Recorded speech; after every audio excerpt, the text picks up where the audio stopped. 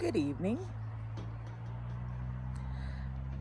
Sitting in my house alone tonight, and a story came up in my head that I thought I'd share. It's perfect for this YouTube channel. My husband and I traveled to a long ways away to where my family is for my grandmother's funeral. And of course, I don't know if anybody else has experienced this in their families too, but whenever funerals happen, it always seems to be whenever there's a snowstorm or something weather-wise is going on, like super cold. And this was no exception. So we had traveled, like I said, a long ways, like hours away. We got to the funeral and it was in the Jehovah's Witness, I don't know, what do you call those places? Kingdom Hall? That's right. And then I remember feeling very, very sad for my grandma. She was the one that always kept in contact with me no matter what was going on or whatever shame was being cast upon me.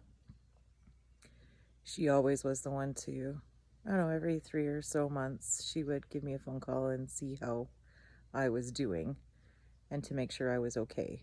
And I really did appreciate that. And her kind soul needed to be appreciated and recognized, I thought.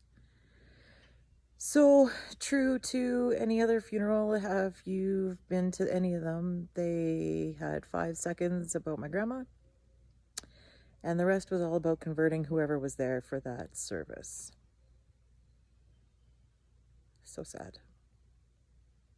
So very sad to take advantage of that time when we're supposed to be reflecting upon that person and what they contributed to our lives. So sad. My poor grandma. She deserved more. She was such a special person.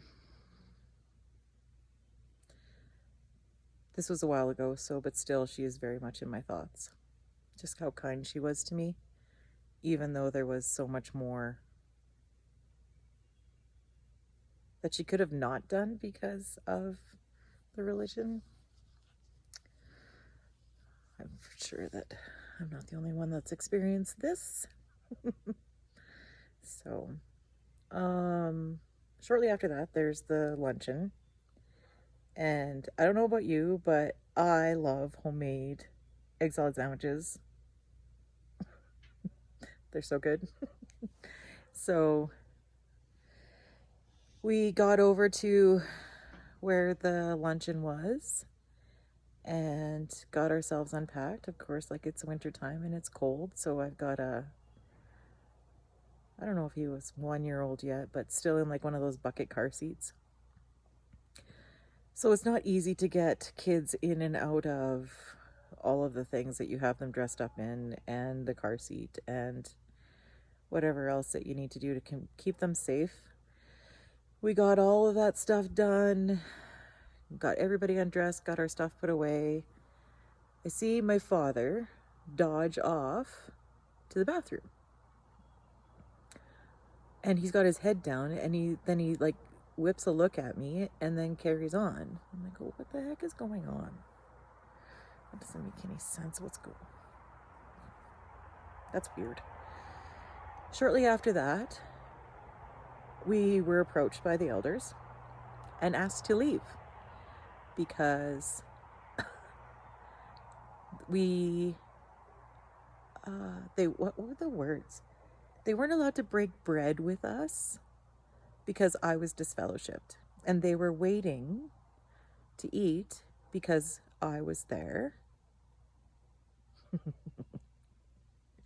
wanted to stay for hours so that they had to tag me, but that's just my little stick it to them.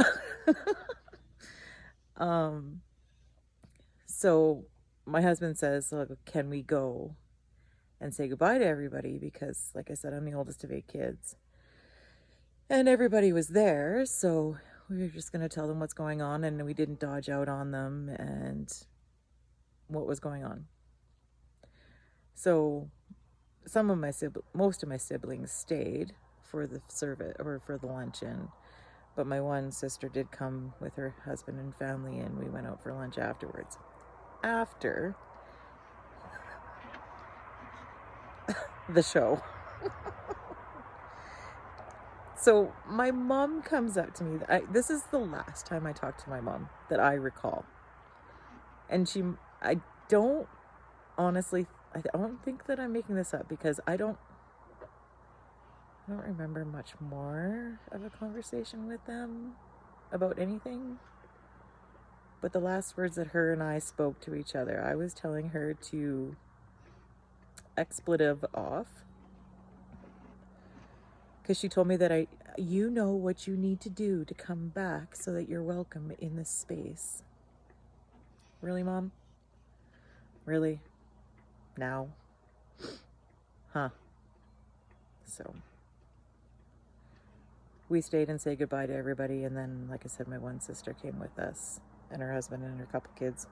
We went out for supper or lunch or whatever we did, and food, and talked about all the craziness and how that went down, and how my dad could not even be a part of it. And like, he was an elder, and I think I heard that he is now, something to do with how things changed over COVID. It didn't matter what the past was, that there wasn't enough elders so that he got to be an elder again.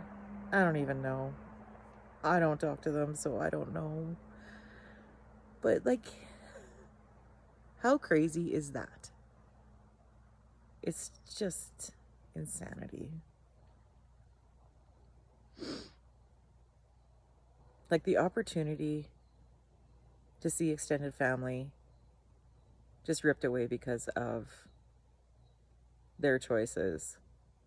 And like, we made the effort to come to them quite a far ways away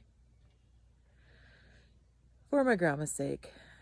And like I said, I felt really close to her, so I really wanted to go there to be there, but